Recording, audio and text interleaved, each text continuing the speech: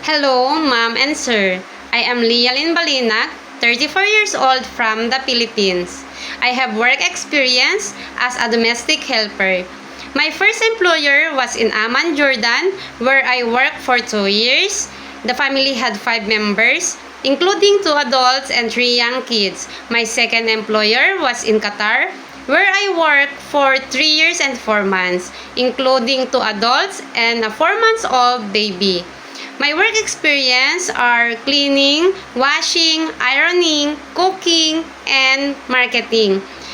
And also, I was primarily responsible for taking care of the baby, such as feeding milk, changing diaper, and make him sleep if he's sleepy.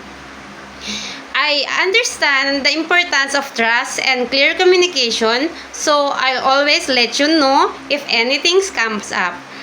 And I'm happy to learn any household routines. To my future employer, I'll promise to do my best and finish my 2 years contract. Thank you and have a wonderful day.